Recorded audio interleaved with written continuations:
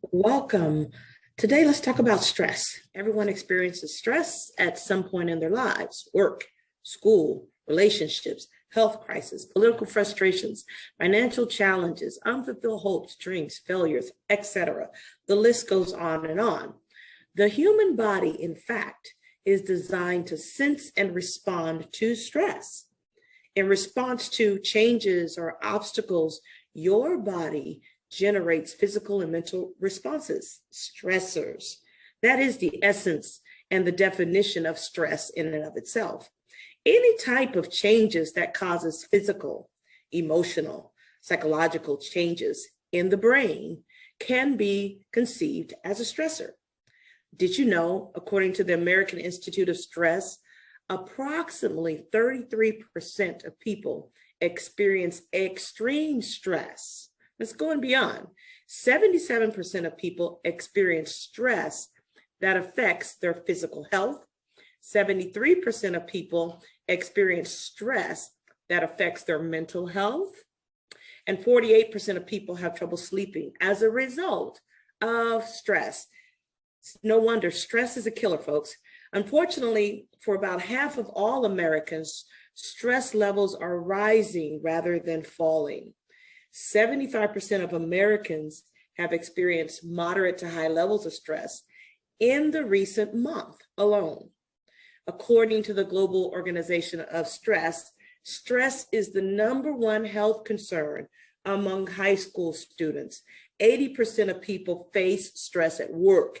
Ethnic minorities, women, single parents, and people who make healthcare decisions for their families are among those who experience exceptionally high levels of stress.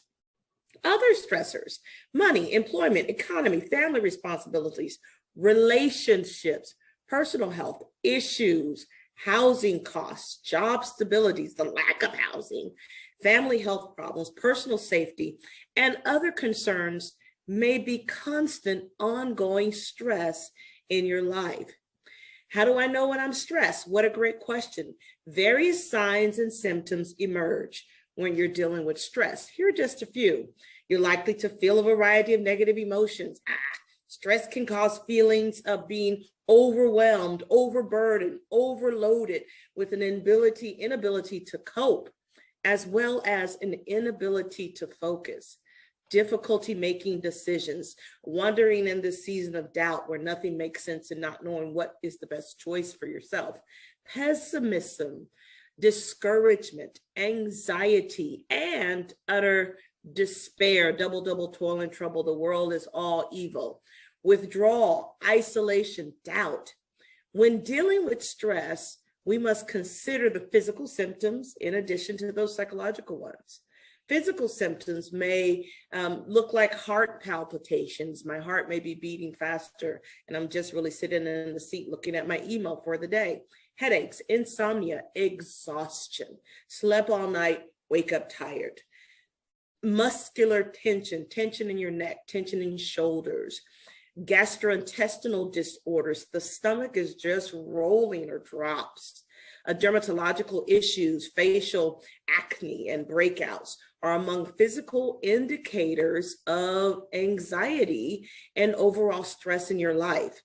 When you start feeling these symptoms of stress, we got to manage these symptoms immediately. This isn't the time to pack on more to-dos and to organize your list of things that you have on the docket for today. This is the time to really take a step back and manage your stress. Stress management can provide a person in any stressful situation with a variety of coping skills and resources.